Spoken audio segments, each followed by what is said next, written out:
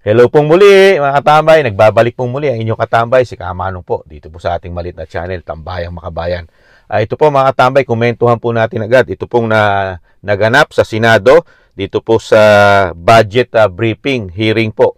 Nagkasagutan po ang Vice President at siyempre po ang isa pong napakagaling na senadora sa ating bansa. Ito po, pakinggan po natin ang balita at komentuhan po natin. Risa Hontiveros, ang ilang proyekto ng Office of the Vice President na nangangailangan ng pondo para sa susunod na taon. Dito na nagsimula itong mainit na usapin nga sa pagdinig ng Senate Committee on Finance kaugnay nga sa panukalang 2025 National Budget. I don't appreciate this kind of attitude, Madam Chair. Madam Chair. Yes, Madam Chair. Hindi ko rin maintindihan ang ugali ni Senator Risa Hontiveros, and I do not appreciate, ano yung sinabi niya? I do not appreciate this kind of behavior and attitude. Bahagyang naging mainit ang talakayan sa pagitan ni Vice President Sara Duterte at Senador Risa Hontiveros.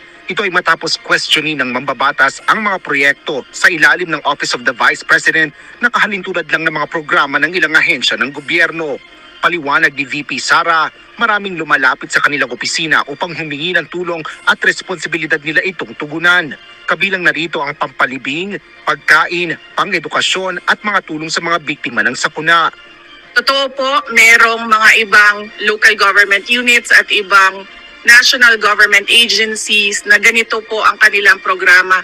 Pero po, nung ako ay umupo as a Vice President, I took an oath. And doon sa oath, I said that I will do justice to every man. So hindi po kami pwedeng humindi sa mga tao na humihingi ng tulong, lalong-lalo na ay kaparte ng gobyerno ang Office of the Vice President. Sa kabila nito, tinanong pa rin ni Senador Hontiveros kung bakit hindi na lang ilagay ang mga pondong hinihiling ng Office of the Vice President o OVP sa mga programa ng mga kaukulang ahensya. Iko-consider ba ng VP na i-lodge na lang yung mga budgets nitong mga programa doon na lang sa mga line agencies natin? Tapos, mag-request na lang ang OVP ng allocation para in sync sa priorities ng executive department sa halip na magkaroon pa ng hiwalay pero magkatulad naman na programa, Madam Chair. Tugon naman ni VP Sara, nagbigay lang sila ng panukala para sa pondo ng OVP, ngunit hinahayaan nila ang pagpapasya nito sa Kongreso. Meron po kaming nire-refer o binibigyan ng endorsement ng AIC sa DSWD. Kadalasan po nasagot sa amin ay hindi pwede dahil galing yan sa Office of the Vice President at kalaban yan. Minsan po, totoo yan na pupolitika ang assistance para sa ating mga kababayan. Lalong nagkaroon ng init sa usapin ang tanongin ni Senador Hontiveros kung ano ang detalye ng librong isinulat ni VP Duterte at planong ipamigay sa ilang batang mag-aaral. Umaabot ito ng 10 milyong pisong pondo bilang bahagi ng kanilang proyekto para sa susunod na taon. This is an example of politicizing the budget hearing through the questions of a senator. Ang problema niya kasi, nakalagay yung pangalan ko doon sa libro. At yung libro na yan, ibibigay namin doon sa mga bata. At yung mga bata na yan, may mga magulang na boboto. Madam Chair, hindi ko maintindihan yung ugali ng ating resource person. It is a simple question. Paulit-ulit na this is politicizing. Ang VP ang nagbanggit ng salitang boboto. Wala akong sinabing boboto. Yan mga tambay. Matalino po ang Vice President. Kahit wala ka sinabing iboboto, Madam Senator Risa Hontiveros. Alam na po ni Vice President na pinupolitika mo lalo ang kanyang budget. Di ba mga tambay? Dahil nga po sa politika. Dahil alam naman po natin mga katambay, kahit po nung panahon po ni dating Pangulong Duterte, grabe po ito na oposisyon o talagang bumatikos sa mga nagagawa at ginagawa ni dating Pangulong Duterte. At ngayon po, alam po natin na lahat po halos ngayon ay nagkakaroon po ng political harassment. Ang sinasabi pong buong pamilya ng Duterte, lalong-lalo na din po ang dating Pangulong Duterte at ang Vice President, di ba? napakarami pong mga bintang at kung ano-ano pong mga issue na ikinakabit po, lalo po ngayon sa pamilya ng Vice President. Pati po ang asawa, di po ba? Hinihiring po ngayon sa Kongreso, sa Kamara, di po ba? At ito po, yung programa ng Vice President na nakakatulong po sa ating mga mamamayan, lalo po sa ating nasa laylayan, ang ating mga kababayan na kapos at kailangan ng tulong. Di po ba? Lalo yung sinasabing mga namatayan nating mga kababayan, mga pagpapalibing man lang. Hindi mo naman pwede iasa ito lahat sa LGUs. Di po ba? Dahil nga, minsan nagagamit. Minsan, di ba? Galing sa bibig ng Vice President na napupolitika pa. Sa panahon ngayon, yung dapat na itulong mo o i-request mo kahit sa DSWD, napupolitika pa. Lalo kung sasabihin na galing yan, yung request na yan sa Office of the Vice President.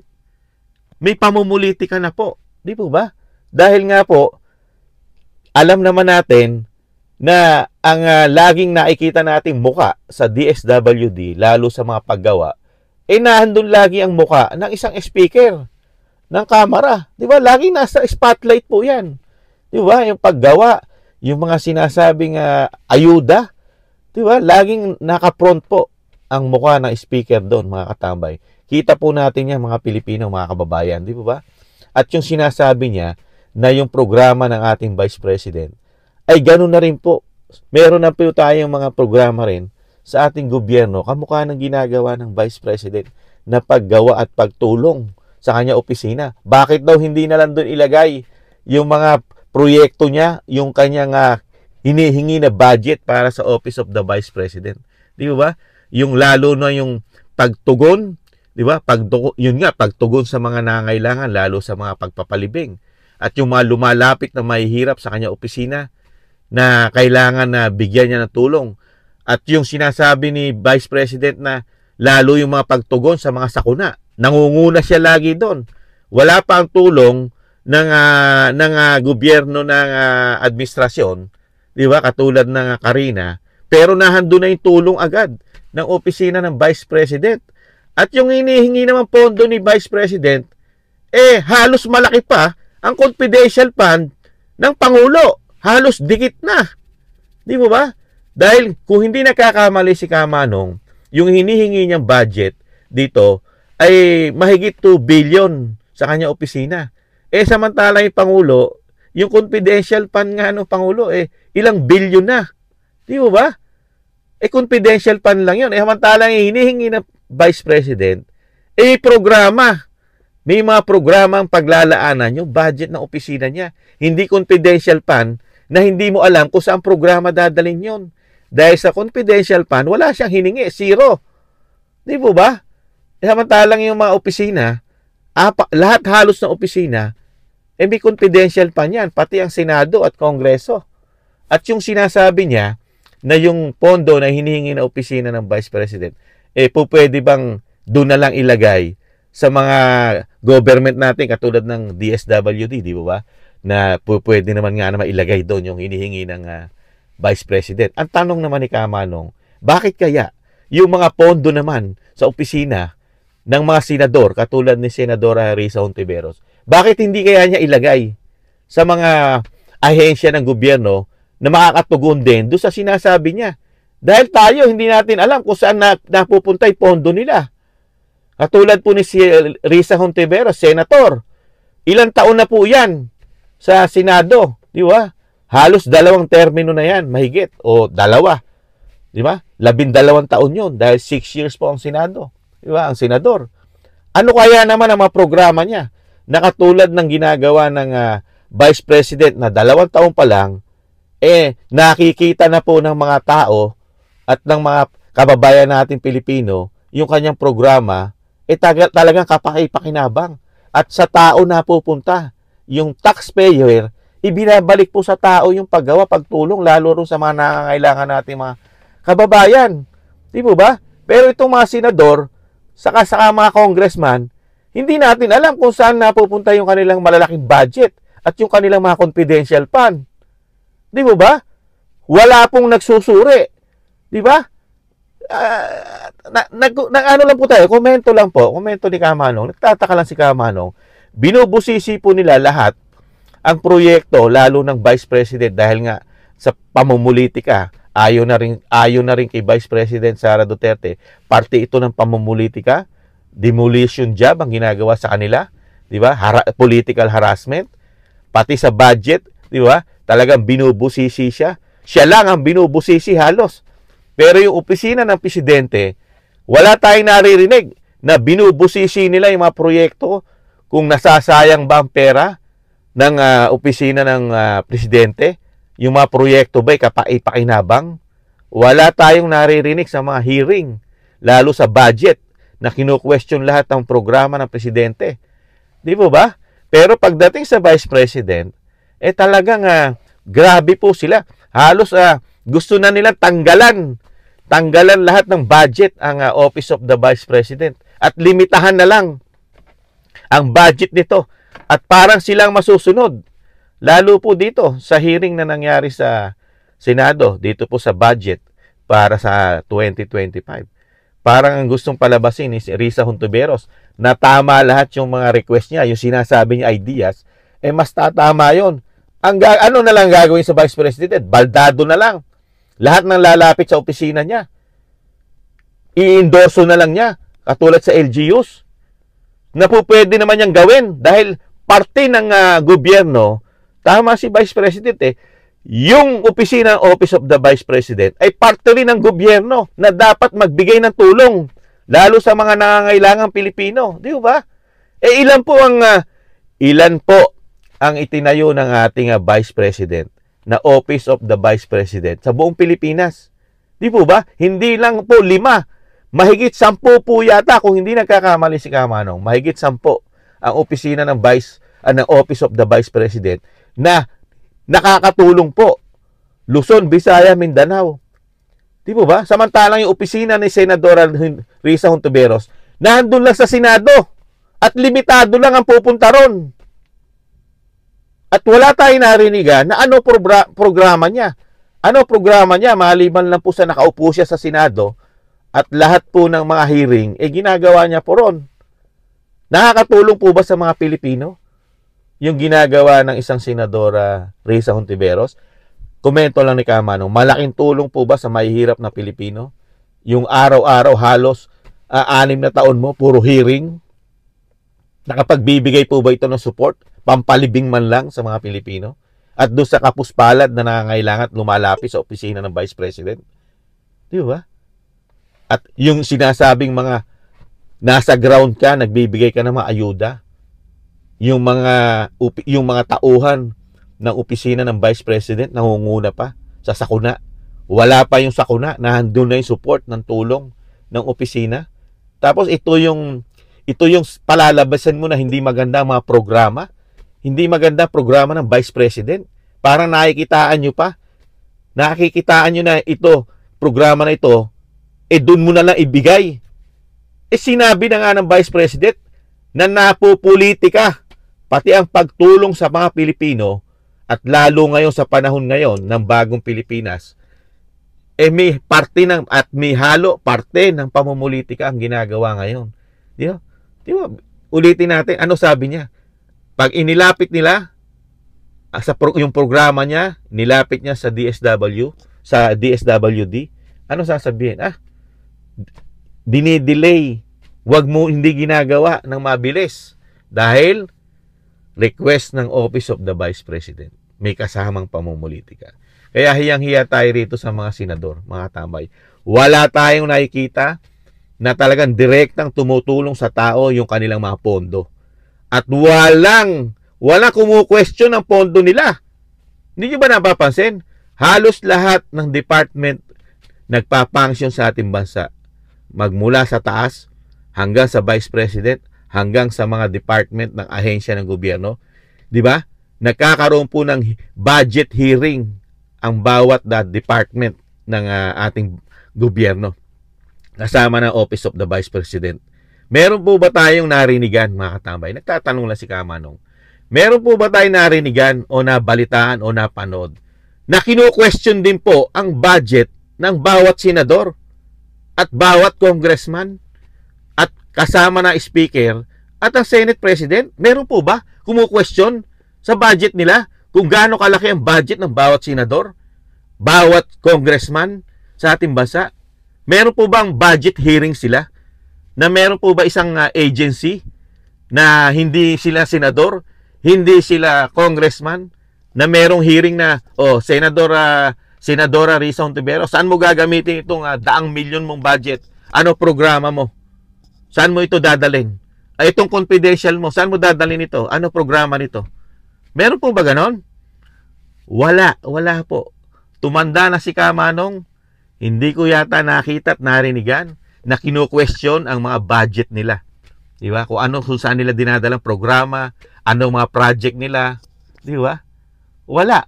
Hindi nga natin nalalaman kung magkano budget nila. Dahil napakahirap pong hingin ang bawat budget ng isang senador at isang congressman. Dahil una-una, meron sila batas na ginawa ni dating senador Pampilo Lacson na hindi sila po pwedeng hingan ng mga resibo. Di ba? At hindi sila basta-basta pwede i-audit ng COA kung saan nila dinadala ang kanilang mga pondo. Sila gagawin lang nila yung pondo nila. Ito, tapos na, ganito. Ganito namin ginastos. Sa kanila ipapasa sa COA. Walang resibo. Tapos na. Kaya, hindi nagiging fair o patas ang paggastos at paghawak ng pondo ng bayan sa ating bansa. Komento ni Kamanong.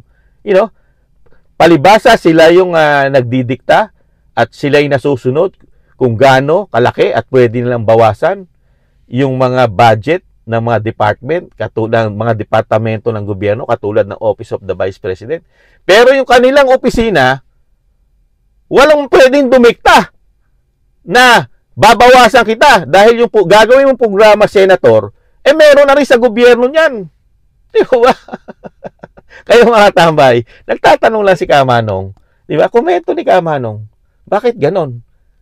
Di ba? Very special po ang mga senador sa budget. Sa budget nila at mga congressman. Hindi hayag. Hindi bulgar sa taong bayan. Never binabalita ang bawat senador. 24 yan. Kung magkano bawat isang upuan dyan, isang opisina na isang senador, magkano budget nila 2025? Kasama si Senadora Risa Hontiveros. Magkano kaya? At magkano confidential pa niya? Di ba? Wala inilalatag sa balita. Di ba?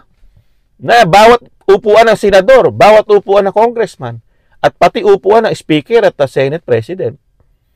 Pero ngayon, nasa hot seat ang opisina ng Vice President, talagang pamumulitika po yan. Pamumulitika.